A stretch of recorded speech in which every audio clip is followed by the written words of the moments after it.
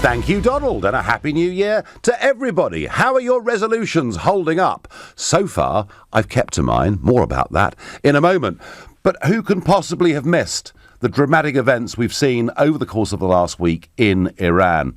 Demonstrations. Why? Well, high inflation, high unemployment, things economically very bad inside Iran. But of course, remember, this is a very unpleasant, nasty, repressive regime. And I couldn't believe it, that some of those protesters, and by the way, over 20 have been killed, and at least 500 are in prison, but some of those protesters were actually calling for the return of the Shah. Now, unless you're over 50, you won't remember this, but back in 1979, Iran, it had a monarchy. It was in many ways pretty Western. It was certainly actively involved in trade and had its own great culture. When that revolution happened and when the hardline Islamists took over, I have to say, I didn't know much about Islam at all in those days. I mean, I knew Cat Stevens was one, but I didn't know much about it. I certainly had never even heard of the concept of extreme radical Islam until 1979 and Iran. Well, here we are with 38 years on. There is a counter-revolution underway. How far it goes, I don't know. But I was looking, as I think all of us are, I was looking earlier on today to get just a little bit more knowledge about Iran and about what's going on. So I spoke to Michael Rubin, who is a former Pentagon official. He has lived in post-revolution Iran. He's advised senior military officials on the Middle East. He's currently a scholar at the public policy think tank, the American Enterprise Institute. And I began by asking him, what was Iran like before the 1979 revolution? Well, Iran was a country on the move pre-1979. One of the problems was that it was perhaps developing too fast. So all these people from the villages came to the big cities. They wanted economic opportunities, but they never shed their village mentality. And that's what ultimately led to the Islamic Revolution. That said, this revolution, it was amazing. 10% of the population took part, and they were all united in what they were against, but they couldn't unite in what they were for. They were promised an Islamic democracy. And when I talked to people when I lived in Iran, they said, hey, look, I mean, we realized 6 months later that what we were getting was neither Islamic nor democracy, but by then it was too late. And ever since then, people have sort of been struggling and figuring out how to throw off this yoke of theocratic totalitarianism. And we've seen, of course, over the course of the last week, a series of protests, over 20 people now killed. What do you see as the key reason for this wave of protests? Well, it's a spark. I mean, the spark has been the economy in this case, perhaps unfulfilled expectations. But the thing to keep in mind is that over the last 20 years or so, there's been a series of protests. In 1999, it was a protest over closing a newspaper. In 2001, it was a protest over losing to Bahrain 3-1 in a World Cup qualifier. And then the rumor spread that the government had ordered the team to throw the match in order not to have men and women dancing in the street. And, of course, everyone remembers 2009. What's really clear at this point is Iran is a tinderbox, and the question is whether the government's better at smothering the embers than the people are at fanning the flames. But at this point, you know, when I talk to Iranians, they say ordinary middle-class Iranians, they can only eat meat, for example, about once a month because things are just getting priced out of reach. Meanwhile, they see all these ayatollahs who are fat and happy and literally have billions of dollars in the bank, and people said enough is enough. Have the sanctions that have been put on Iran had an effect? I mean, is that what's leading to inflation on this scale? Well, no. The thing to understand about Iran is, while the sanctions have some effect, really it's the economic mismanagement of the mullahs which has had the most effect. What people should do is compare Iran, which is sitting on a sea of gas and oil, it's with 80 or 90 million people. Compare that to Turkey, which has no gas or oil, but a similar population, and you look at the trajectory of their economies, that just shows you over the past 30 years or so, even though I'm no friend of Turkey, about what management means when developing an economy. And simply put, studying in an Islamic seminary isn't the way to learn about the economy. And how much power? I mean, Iran has a supreme leader in the shape of Ayatollah al-Khamenei and a president in Hassan Rouhani. How about, I mean, are these guys impregnable, or do you actually think there's a possibility that if these protests start to grow, that the regime could fall? Well, the question is, first of all, the supreme leader considers himself theologically the deputy of the Messiah on earth. The problem is he's had cancer, and he's been public about it. I mean, pictures have been broadcast of him receiving cancer treatments, so people know that, look, his time on earth isn't infinite. At the same time, however, the key question is the security forces. You know, when people talk about Iran, they always talk about hardliners versus reformers in the political sphere. But 38 years after the Islamic Revolution, we really have no idea about the factional divisions within the Revolutionary Guard, within the besieged paramilitary. And that's what's playing out right now, whether people decide it's more important to stay true to ideology and fire on their friends, their classmates, their peers, or whether they're going to join the protests. And we've seen some reports that this is turning into like Romania in 1989, where the security forces join in. Yeah, and I mean, of course, in the past, this regime has cracked down very heavily on dissidents, on protesters. I mean, is there a prospect that some of these people might get executed? I mean, I'm told 500 have been put in prison already. Well, first of all, you can't trust the Iranian government numbers. If they say 500, they could just as easily mean 5,000. But yes, things are going to go very badly. Now, I was in Iran during the 99 student protests, and at that point, they basically smashed heads, and that led to the expansion of the protests. What the Iranians did was bring the Chinese in to get them up to speed on facial recognition software. So now what I suspect they're going to be doing is going in 3 weeks from now, taking pictures, and then rounding people up in the middle of the night. We're going to see a massive crackdown if this doesn't work. And interestingly, the Obama administration, the European Union, and successive British governments have done all they can to be friendly with this Iranian regime, up to and including the deal that Obama did. I mean, have the West just totally got this wrong over the last few years?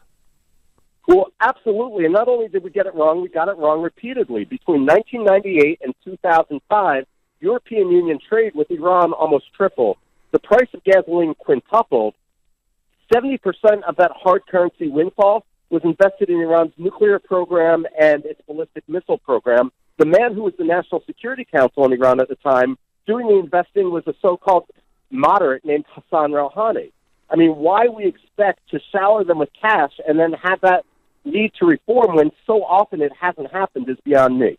Yes. Now, but interestingly, I mean, because every instinct in me, when I see all these reports, Michael, I think, go on, I'm sort of willing people on who want democracy, who want equal rights, who want to live, in a proper, decent society. But it's interesting because in the past you've written that Iranians dislike their government, but they dislike foreign invaders even more. So is it helpful for Donald Trump to say it's time for regime change? Is it helpful for Western figures to be encouraging these protests? Well, what we should be doing is standing up on principles. We should be encouraging the right of people to have free speech, to have freedom of worship, and so forth. We shouldn't necessarily be picking favorites and saying, this is our guy on the ground. But ultimately, we can stand for principle and the principles which the Iranians so desperately want. The thing that makes Iran different than all the Arab states in the Arab Spring is Iran actually does have a very abbreviated history of democracy more than 100 years ago when they had a constitutional revolution. And that means some of this notion of democracy isn't going to be seen as a foreign implant. It's going to be seen as indigenous. Yes. No, well, Michael, listen, thank you for giving us a background on Iran. I'm sure there are going to be some major events there over the course of the next few weeks, and we'd love you to come back on and keep us up to speed. And Michael Rubin, thank you for joining me this evening. Thank you, Nigel. Well, that was very interesting, wasn't it? Talk there about the fact that actually this protest, in the view of an Iranian expert in the shape of Michael Rubin, this protest could grow. We could be witnessing something very, very major, but not, I suspect, without a lot of people losing their lives and their liberty. So is it time for regime change in Iran? Well, look, the history of the regime changes that we push for in Iraq and in Libya have been disastrous, because we've actually got rid of secular dictators and opened the door, in many ways, for ISIS and other organisations. But in this case, I genuinely think regime change is absolutely the right thing. This is a bad regime. It doesn't just treat its people badly, it's doing all it can to acquire nuclear weapons. It is a very dangerous country indeed. And I meant what I said in that interview just now. You know, my feelings are very much with the people. And interestingly, over the course of the last half an hour, the US ambassador to the United Nations, Nikki Haley, has spoken out on this subject. It takes great bravery for the Iranian people to use the power of their voice against their government, especially when their government has a long history of murdering its own people who dare to speak the truth.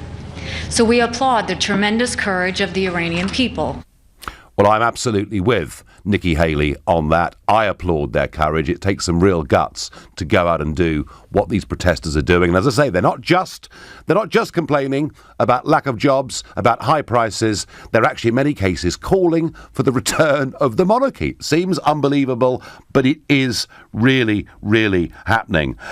I have to say that our government have just got this wrong again and again and again. I mean, as recently as October, Prime Minister Theresa May had urged the US to recertify the nuclear deal with Iran because she said it is vitally important for regional security. And the European Union take the same view. We have been cozying up to this regime in Iran, despite their behaviour. We've got it completely wrong. I believe it's time for regime change. But what do you think? Call me on 0345 6060 973. Tell me what you think. I'm particularly keen to hear from Iranians living here in London or elsewhere, how they feel about these protests. Equally, let us know what you think by tweeting on 84850. You can, of course, tweet using the hashtag Farage and LBC at LBC. And, of course, you can watch us on Facebook. Comment there too from here in my London studio. You're listening to The Nigel Farage Show, exclusively on LBC, and it's 7:15. LBC and its sister stations from Global bring you a brand new event, the Global Awards, rewarding the very best from the world of music, news and entertainment. The Global Awards. And the award for Best News Moment, Interview or Debate goes to... One incredible night with performances from Andrea Bocelli and Sam Smith performing live. And you can have your say on who will win at the Global Awards. Voting is now open. To vote, download the Global Player app or go to lbc.co.uk. March the 1st, 2018. The Global Awards. It's coming. Oak Furnitureland's up to 50% off winter sale is now on. You'll be surprised at not only our prices, but also our vast range of furniture styles for every room in your home. With over 90 stores to choose from, go online now to find a store near you. The Oak Furnitureland up to 50% off winter sale is now on. Onward! From now until the 15th of January, we're launching the Vauxhall New Year sale event with up to 20% off list price on a shiny new Vauxhall. Yep, that's right, a whopping 20% off, so you really can enjoy a happy new year. To find out more, search Vauxhall New Year sale. On selected models across the range, registered by 31st of January 2018 at participating retailers from 26th of December to 15th of January. Offer not available in conjunction with 0% flexible finance, flexible PCP or a deposit contribution. Full terms and conditions apply. See vauxhall.co.uk/New Year sale. To re-record your message at any time, press #. Hey, baby. No, that's rubbish. Hey, just calling to see what's shaking. Hi, it's me, just checking in before I hit the old Jim-a-rooney. No. Hi, I just love you, okay? Can't say that. Message completed. No.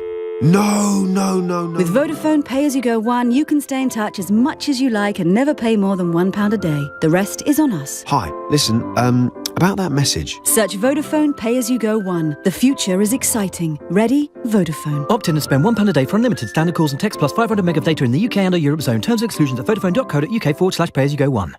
Have I got PPI? Want to know if you've had PPI? Find out with our free PPI check. Emmanuel received over £2,400 on her Barclay card. I'd already attempted to claim back PPI, but with no success, so I wasn't hopeful when I first contacted Stanton Fisher, but I was pleasantly surprised. With the claim deadline set for August 2019, text CHECK to 80800 for your free PPI check. Have I got PPI.com? That's CHECK to 80800. On a Travel Pack tailor-made holiday, you get to see the very best of the world. Tour the famous Route 66, the spectacular Canadian Rockies. Experience the magic and history of India, the wilds of Africa, or the exotic Far East. Start your journey with Travel Pack. For amazing prices on your tailor-made holiday of a lifetime, call Travel Pack today on 0208 903 9999 or visit travelpack.com. ATOL protected. If you own a Swiss watch and it's time to sell it, speak to watches.co.uk. The whole process runs like clockwork. Rolex, Patek Philippe, Omega and more. It only takes a couple of ticks and we pay immediately. Or if you just fancy a change, we could take yours in part exchange. From time on your hands to money in your pocket, it couldn't be easier with watches.co.uk. The pre-owned Swiss watch specialist. Leading Britain's conversation. LBC, The Nigel Farage Show. So as 20 protesters are killed and at least 500 are put in prison, what has the reaction been of our global leaders to this counter-revolution that is now taking place in Iran? Well, I mentioned a moment ago that Theresa May slapped down Donald Trump as recently as October because he would not recertify the Iran nuclear deal. Although, having said that, Boris Johnson has said, that actually there are genuinely legitimate concerns that are being raised by the protesters and that they are asking the government in Tehran to take account of it. So perhaps a slight change of tone there. Out of the European Union, we've not had very much. Donald Trump has been tweeting. Well, there's a surprise. The people of Iran are finally acting against the brutal and corrupt Iranian regime. All of the money that President Obama so foolishly gave them went into terrorism and into their pockets. The people have little food, big inflation, and no human rights. The US is watching. And later on in the day, Trump finished a tweet by saying, "Time for change." So the American president is now pretty openly calling for regime change. That does raise questions as to whether outside voices from the West are actually helpful or not. But there's one person who hasn't said a dicky bird. His name is Jeremy Corbyn, the 68-year-old, cuddly, lovely, fluffy leader of the Labour Party. And he has said nothing about this. Why? Well, because he himself has really been rather close to this Iranian regime. He, through Press TV, which was an Iranian state-funded broadcast network, he, between 2009 and 2012, earned £20,000 in fees from them. But far more seriously than that, he's appeared repeatedly on a number of platforms with what I would call pretty undesirable pro-Iranian regime types. For example, in February 2014, he spoke at a seminar in London held by the Islamic Centre of England celebrating the 35th anniversary of the Islamic Revolution in Iran. And his speech was entitled, "The Case for Iran." So, when you believe that Jeremy Corbyn is what we need for gay rights, for women rights, for giving us and making a fairer, better society, and by the way, when he puts those arguments across, he looks very convincing. I'm sorry, but his record of standing up and defending this hardline Islamist regime is completely contrary to all of that. I believe it is time for regime change, but let's ask people who know far more than I do. We're going, believe it or not, our first caller is calling from Tehran, the capital of Iran. It's Layla. She's a first-time caller. Good evening. Hi. Hello there. So, is it time for regime change? Are these protests big enough to perhaps make that happen? Actually, I don't think so. If it meant to happen, it would happen the last time. I think it was about 8 years ago. 2009, because yes. It was much more bigger. It was huge back then. And all of us thought that this is going to happen, but it didn't happen, actually. And this time, it's not that big. And you might not believe it, but not all the people want the regime to be changed. Not all of them. Maybe even more than 50% of the people are okay with the politicians over here, with most of the things. Maybe they are fed up with economics, the culture, I don't know, the problems over here. But it's not like what everyone is talking about. And it's maybe Trump is saying that he is with people of Iran, but honestly, up to 99% of Iranian people hate him. Now, Leila, I completely understand that, and I do think there is perhaps a situation here where if the West was seen to interfere, and certainly if it was interfering, backing those fighting against the government, I agree with you, that could well backfire. But, when we look at the way your country is being run, I mean, the economy is in a disastrous condition, isn't it? Yeah, but you might not believe it, but I've been listening to LBC for like about 1 or 2 years every day at work when I'm studying. But most of the problems we have here, even I can hear that you have them in England too. I know that we have many problems. I'm not saying that we are happy. No, we are not. I myself am miserable in many ways in this country. But some of the problems are in all the countries. But, however bad our government is, and goodness me, I've criticised them a bit over the course of the last year and more, but, they don't actually execute and murder people, including children, do they? And they're the kind of things that are happening in Iran, let alone rights for women or for gay people. I mean, frankly, Leila, there's no comparison really, is there? Yeah, if you want to compare, there are many countries that you can't not compare to England. But all I'm saying is that, there are problems. I'm an atheist, and you might not believe that I cannot say that even to my family because my family is so religious. So for me, living in Iran I don't like it, actually. Right, okay. But all I'm saying is that people really, they don't know what they want. Some of them say that, okay, we like the politicians, we don't like this. In my family, we are 5. My father fought in the war, and he is so religious, and he says, okay, I love Khamenei. Mm-hmm. And even in our own family, we are so diverse, and anyone wants something else.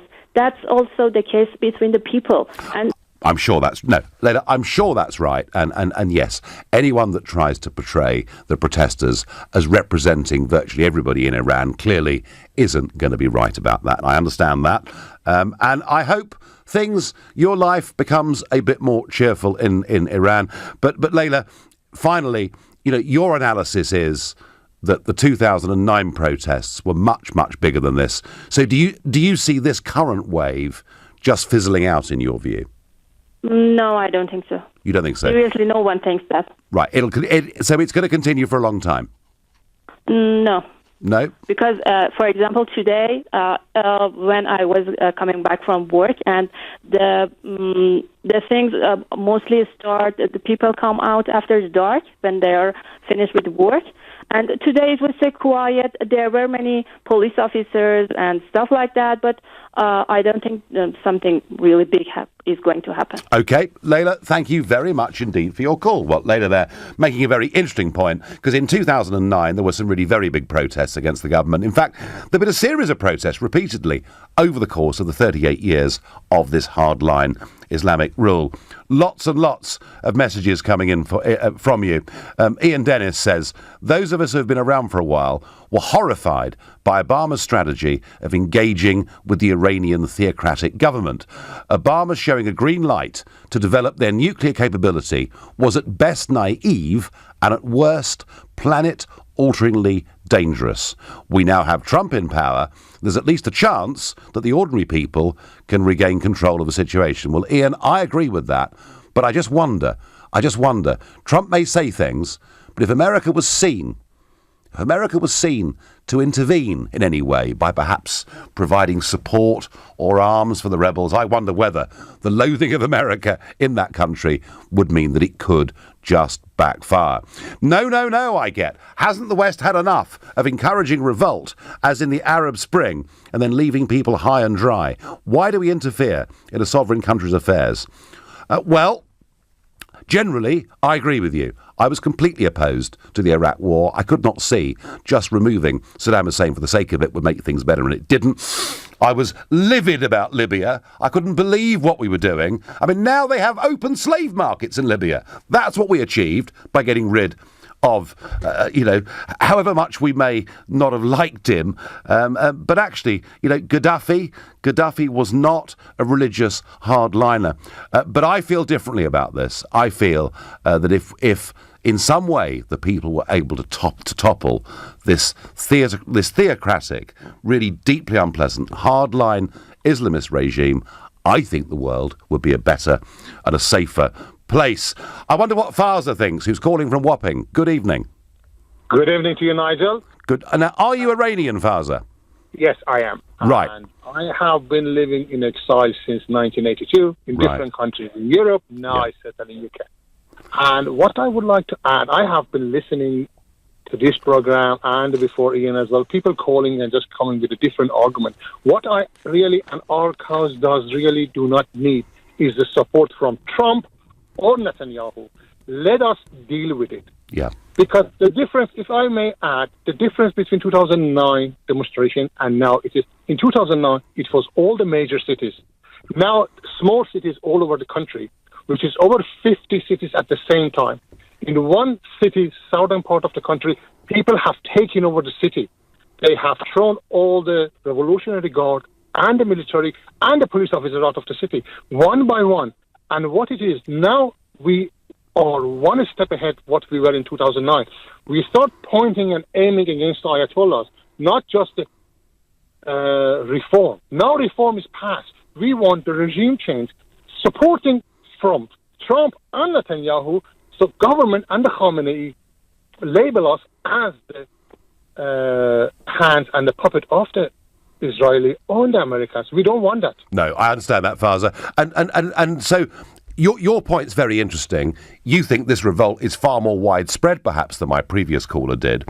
Would you, let me ask you, if your country went back to being what it was in the 1970s, would you like to go back there? I will definitely go. Back in 90s, if I knew it's going to be like that, I would have fought against all the Islamic and the revolution. I would have done it with the weapon and the gun. Yeah. Well, Farza, listen, I've met lots of Iranians like you, people who are heartbroken that they can't live in the country of their birth, where their culture is from. They'd love to go back if it became a proper free country. I thank you for your call. You're listening to The Nigel Farage Show, exclusively on LBC. It's 7:30 and time for the news with Thomas Watts. The US ambassador to the UN says America will call for an emergency session at the United Nations to address unrest in Iran. Iran's supreme leader has blamed President Trump for stirring protests in the country, in which 21 people have died. There's a Met Office warning of a danger to life from 90 miles per hour winds forecast tonight. Storm Eleanor is expected to cause transport disruption and send debris flying across much of the UK. And the panel which monitors pressure on the NHS is advising hospitals in England to keep postponing all non-urgent planned operations until the end of January. It's in response to extreme demand on emergency departments over Christmas and New Year. LBC weather, more rain and strong winds arriving later with those warnings in place tonight. Some showers will turn to hill snow in the north and those gales moving eastwards overnight. A low of 5 degrees. LBC Travel heading out of town on Lee Bridge Road. It's a struggle towards Leighton Marshes because of water main works and temporary traffic lights. In South Norwood, you'll find queues southbound on the A213 Penge Road because of gas main works and temporary lights at Sunny Bank. And in Upper Norwood, more gas main works are causing queues both ways on the A215 Beulah Hill. On the railways, Southern has 20-minute delays between Victoria and East Croydon after a track fault earlier at Streatham Common. LBC Travel, I'm Mark Percy. This is LBC. We've been thinking about pruning, not your peonies or your privet, but your cost of living, and how, from broadband to mobile phones, these days we're all looking for ways to trim our spending. And then we thought, couldn't we help you cut back on your biggest outgoing? And we thought, yes, we could. So we'll always try to help you remortgage to a better rate and save on your monthly repayments. Mortgages for how life is now. NatWest. We are what we do. Your home may be repossessed if you do not keep up repayments on your mortgage. Well Man and Well Woman are the leading multivitamins for men and for women. comprehensive formulas with vitamins B6 and B12 to support normal energy release. Live life well. Wellman and Wellwoman from Vitabiotics, the UK's #1 vitamin company. From Boots, pharmacies and vitabiotics.com. Tax. Tax. Tax. Tax. Tax. Tax. Tax. Tax. Tax. Tax. Tax. Is the thought of doing your tax return pecking away at you? The longer you leave it, the worse it gets. Don't keep ducking it. Tax. Do it by the 31st of January at gov.uk/self-assessment. And don't forget to pay what you owe. Just how amazing is the Virgin Atlantic sale? As amazing as hitting a 6 in your first cricket match. Hitting a 6 in front of 50,000 people. 50,000 people, which includes your PE teacher. Your PE teacher who said you couldn't play cricket for Sheffield. Oh, and your future wife, who's Brazilian. The Virgin Atlantic sale is that kind of amazing. Visit virginatlantic.com to book. Miss Grady, come on through. GP and nurse appointments are now available in your area during the evening and on weekends. To book an appointment, contact your practice or visit nhs.uk/GP access for more information. Your NHS, here for you for longer. Oh, he's very thorough with his checks, isn't he? A stickler. Soon be on your way. One last big push and we'll have Dave unstuck from your Qashqai's footwell. Oh, there we go. Because we know every Nissan inside out, you get even greater peace of mind. So visit Nissan's used car event from the 27th of December to the 15th of January, where you could drive away a used 66-plate Qashqai from £14,881, subject to availability at participating dealers. Google Nissan Cared For to find your nearest dealer. At Homebase, we're all about great value to refresh your bathroom. Take away a complete bathroom, including bath, basin, pedestal, toilet and dabs, for just £208. Homebase, always low prices. Leading Britain's conversation, The Nigel Farage Show. Tweet at LBC using the hashtag Farage on LBC. I would love to see the back of this hardline Islamist regime in Iran. I think they've made the world a much more dangerous place. There are many that warn me that, of course, if we do that, that'll lead to great instability and could have consequences for other countries, Iran being the leading part of the Shia religion in terms of size and power. But just a quick thought, as it's New Year, about what happened in London on New Year's Eve. There were 5 separate knife attacks that took place in the capital that night, resulting in the deaths of 4 young people. That's 80 people that died through knife crime in London in 2017 alone. It is a rise of 31% year on year from the previous figures. And you know, it isn't just knife crime. All other forms of violent crime are rising very rapidly in London indeed.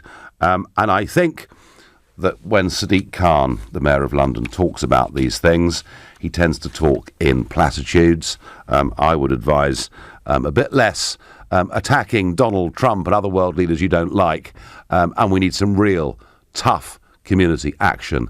I'm not saying we can solve knife crime, but I think generally the feeling is we're not, frankly, doing quite enough to stop it. Back to Iran, back to regime change, and back to Jeremy Corbyn not having said a dicky bird about this, because I suggest he's too close to this regime. He's openly supported it many times over the years, which is entirely in total contradiction to everything he says he stands for in domestic policy. Jody says to me on Facebook, Jeremy keeps all channels open because that's how you move forward. That's fine, Jody, but you don't need to appear on a platform celebrating the 35th anniversary of the Islamic Revolution in Iran, do you? Andrew says, even if Iran does have enormous oil reserves, the UK should not get involved in any regime change in Iran. Andrew, I agree with you. We shouldn't get involved, but I do wish the protesters well. My heart is with them. Steve says, Iranians have already said the factory workers haven't been paid in about 8 months, and teachers are not being paid for the last 2 months. And of course they're going to go mad. We would do here and in France as well. Yes, economics, Steve, is a big part of this, but hey, there's something much bigger and more fundamental. When you've got crowds chanting for the return of the Shah, something remarkable is beginning to happen. I've got Halim on the line, a first-time caller from Bath. Good evening. Hello, good evening. I just want to say about people in Iran, the lady who called, and her name was Layla, and saying that more than 90% don't want regime change. That's a lie.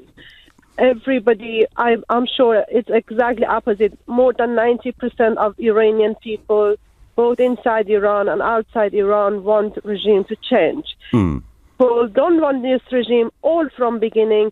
That's a stolen revolution, really. I was only 9 when revolution happened, and we all asked our parents, and I know the new generation asked their parents why this happened. Even our parents don't know exactly what's happened, because that was a stolen revolution. And nobody wants this to happen, really. And about what you said, that you shouldn't really be involved in this, I think both England and the States or any Western country should be involved as much as they've been involved when the Shah went, and they really helped that this happened in that time. We Iranian people, both inside and outside, we really suffer. We want a regime change. We want Iran to be how it was before 1979. Well, I sense, Salim, I sense that you're right. I was a little bit surprised by some of the things that Layla said earlier. I mean, she was basically saying, look, we may have a few problems in Iran, but look at your own country. Well, there's no comparison, is there, between the way the British government treats its own people and the way the Iranian regime treats its own people. How long have you been living outside Iran? Well, I left Iran in 1988 when I was 18, and that was really a hard time. I really wanted to live in Iran. This is my wish, to live in Iran. Yeah. But in the situation that we have at the moment, it's difficult to live in Iran for us. And I know lots of people like to leave because they can't really tolerate the situation. They have no freedom. That's not how people like to live. Islam has been forced to people, and even those who've been really religious, they don't like to be religious anymore. They just hate this situation. How tough is it? I tell you who this Layla type is. These are people who have been paid by regime, people who have... Well, we don't know that. We don't know that, whether Layla is paid by the regime or not. We don't know that. She had an opinion, and it's an open debate. Tell me just one quick question. How easy is it for people currently living in Iran, how easy is it for them to leave the country? To leave the country? Well, lots of people love to leave the country, but it's not easy because of course, all other countries, they can't really give visa for all these people to come and live in their country. And you know how it's the problem with foreigner living in England or who wants to come from other countries is not always easy. And also, I left Iran even when I was very young, but still I really struggle because I think anyone can have much better time in their own country. It's difficult to be totally 100% acceptable in a new culture. Even if I'm obviously I'm all right. My family are okay. We have a good life here, but still we have lots of English friends, lots of Iranian friends. But still, I think for anyone, it's always nice to could live in their own country. Are you hopeful? I mean, do you believe that the moment has come where realistically the regime could fall? Well, it can, because obviously it's very strange if it doesn't, because over 90% of people want that. Okay, well, no. I don't know that number. I don't know whether you're right about that. Certainly, 90% of the Iranians plus that I've spoken to and met over the last 30 years in London feel that way. I can't comment on that. But listen, Halim, thank you very much for your comments. I thought somehow that the words from Layla would get some kickback. Patrick says, regime change worked really well, didn't it? In Afghanistan, Iraq and Syria, what could possibly go wrong? Iman is calling from Neasden, a first-time caller. Good evening. Good evening, Nigel. Good evening. So, how do you read it? So, basically, I have a lot to say, but first thing I'm going to do is apologise to you, Nigel, and to Halim, and tell you that your hopes, they're meaningless, because I don't think these protests will, continue. I think they're going to die out, and they're going to die out quite soon. Mm-hmm.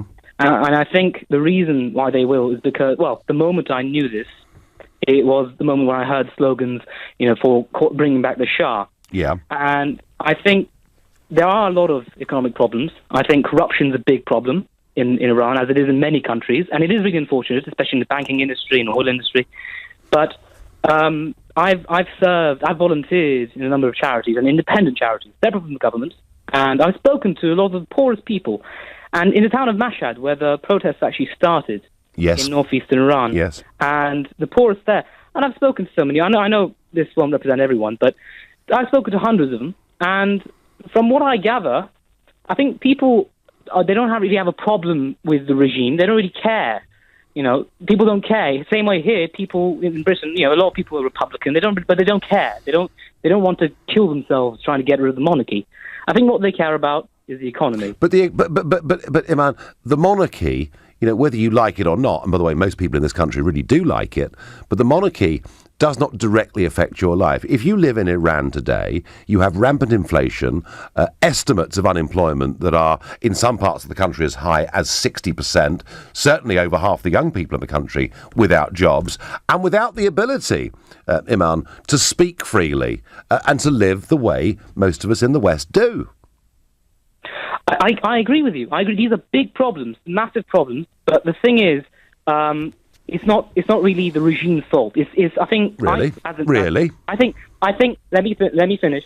I think as an Iranian, as someone who's been raised in Britain but who is Iranian, yeah, I think there's a massive cultural problem to do with corruption and to do with the fact that people want the best for themselves. And we can see that from Babak Zanjani, who was the person that was arrested a few years ago and still being punished. And he was extradited from the West as well. And they agree with that.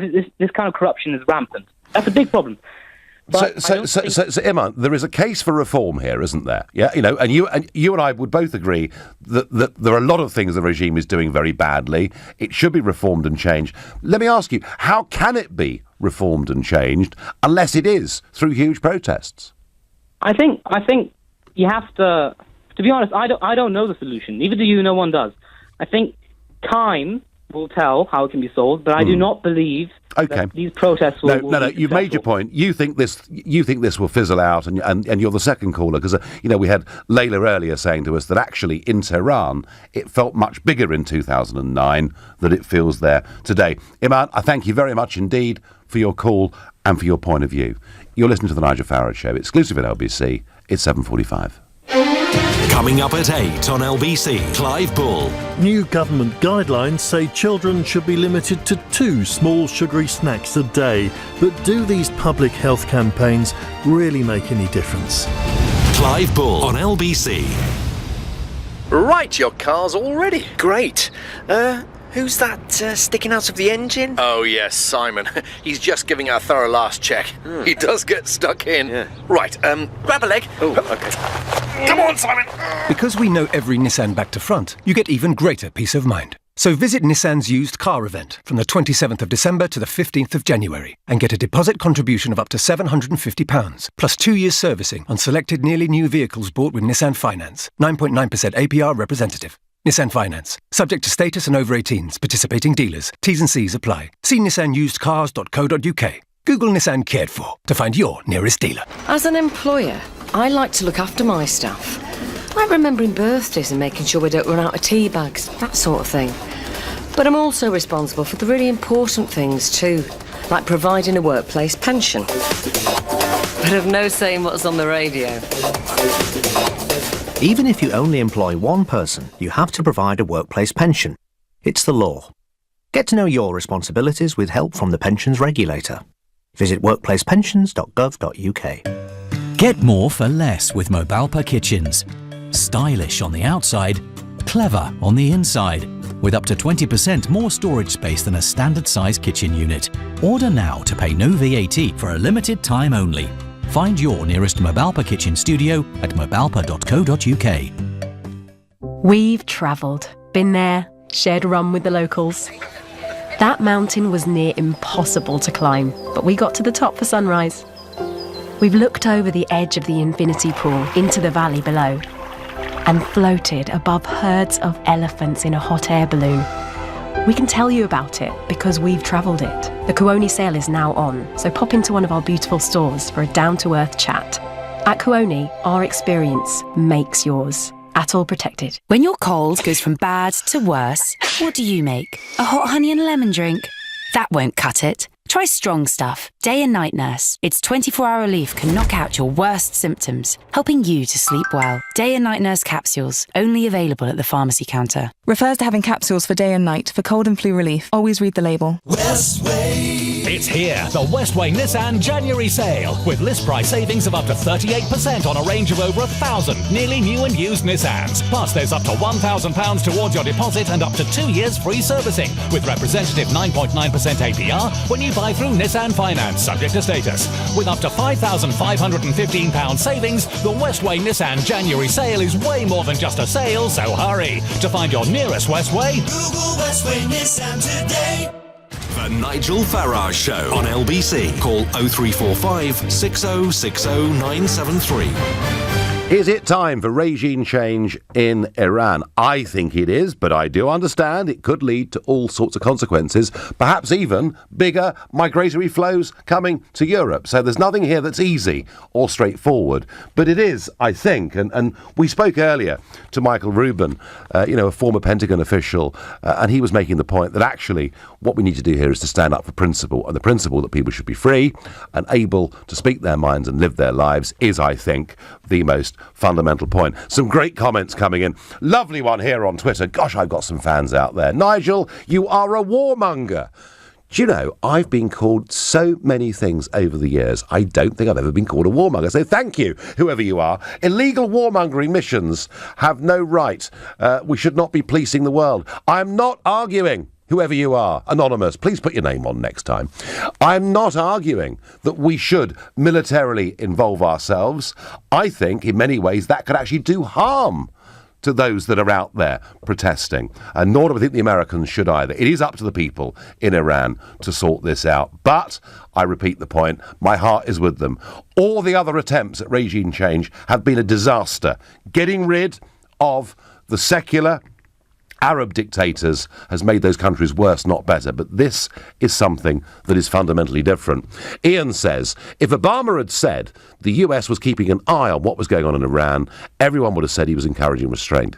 Trump says it, and everyone says he's stirring up dissent. Well, that was the original Trump position. The original Trump position was, we're watching it. But I think, as I explained to you earlier, Trump has now gone much, much further today and is now basically calling for regime change. Vala says to me on Twitter, Iran does have many issues regarding civil rights and human rights. However, the downfall of the regime would just make the situation worse and open the door for ISIS and other terrorist organisations. Well, I can't say that's wrong, because if there is a vacuum, no one knows what is going to happen. But I just think that what happened back in 1979 began the rise of radical Islamist extremism and was a bad thing. And if it could be reversed, I think overall that'd be a good thing. But I do accept it wouldn't come without risks.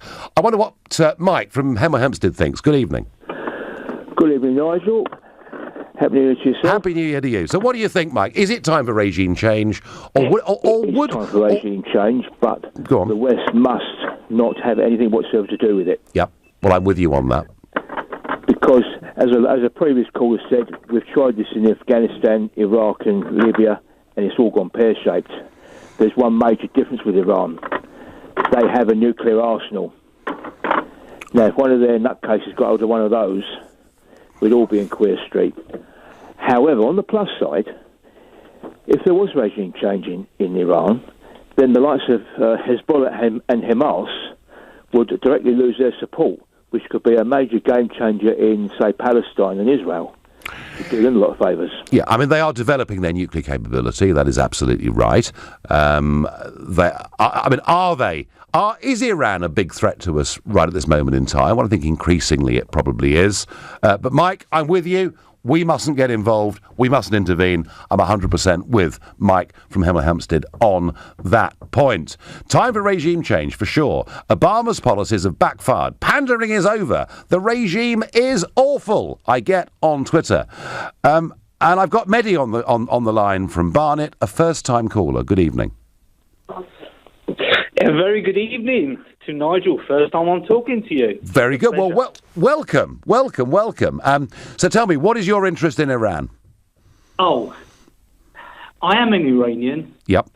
And unfortunately, I have been in this country for 38 years, since the revolution. Oh, wow.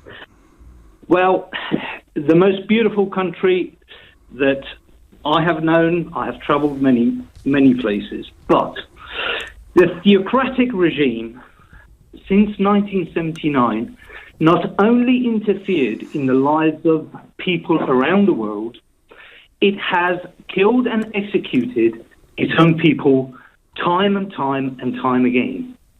They have spent millions and billions of dollars, all the oil money, on Palestinians.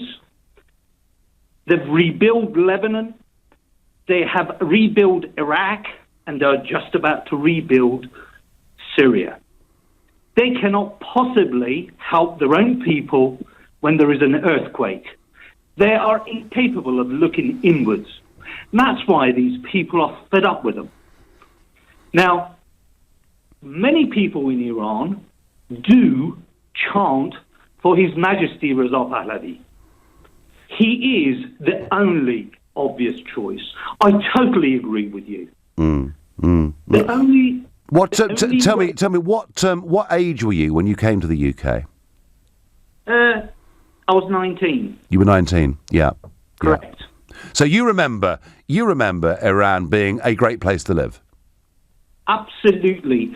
Would I, or would many people like me, like to go back? Should it go back to 1979, I would go tomorrow morning. Do you know, I think that's right. And do you know something? Through my life in business, and everything from businessmen to people driving taxis in Washington, D.C., I've met lots of Iranians, you know, who are of a certain age, who remember the country as it was back in the 1970s. Have to say, I've generally found them to be some of the most educated, polite and charming people I've met from any country in the world.